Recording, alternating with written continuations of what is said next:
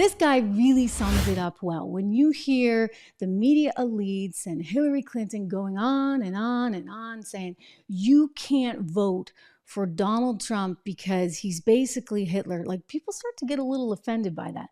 I've been pointing out that it's quite offensive to anyone who served in World War II, who died in World War II, to any Jews anywhere, right? But you're talking about millions of people that were being slaughtered, and now somehow you're equating Donald Trump with that?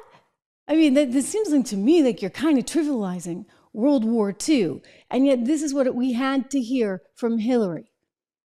You know, one other thing that you'll see next week, Caitlin, is Trump actually reenacting the Madison Square Garden rally in 1939. I write about this in my book.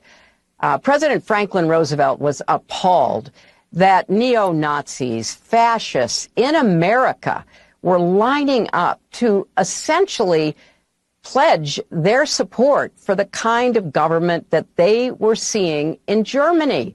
So I don't think we can ignore it.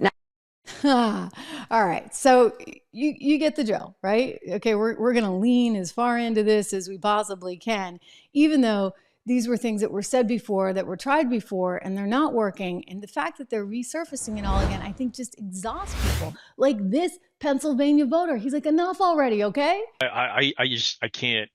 I think part of the reason why I'm being pushed towards Trump so strongly is that I find that the Democrats and the left just keep going straight to Hitler all of the time with everything. Like it, and if it's not the left pushing Hitler, it's the right pushing Stalin. So it's like we're fighting World War II every single day for every single election. So it's so exhausting. I think it just detracts from, it pushes me away from their position, and it's so hyperbolic that it makes it impossible to have good discussions, and I think it ruins the discourse.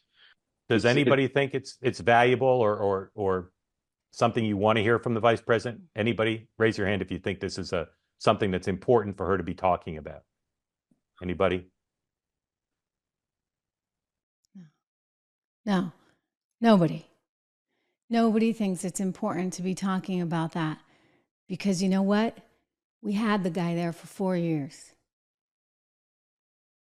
And I realize J6 is very inflammatory, but you know what? There was eventually a transfer of power. We didn't have a dictatorship.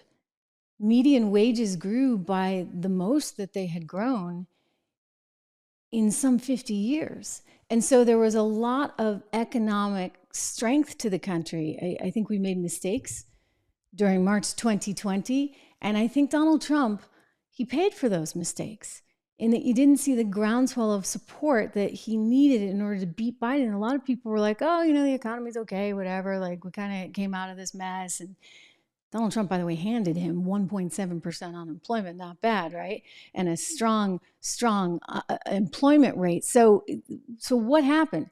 What happened was bad policy and uninformed people making really stupid decisions, of course, along with the Federal Reserve printing as much money as humanly possible. You look at the M2 money supply, it was just out of control. And we're still paying the price for that. And we're going to pay the price for that some more, because guess what? The Fed's got to cut again.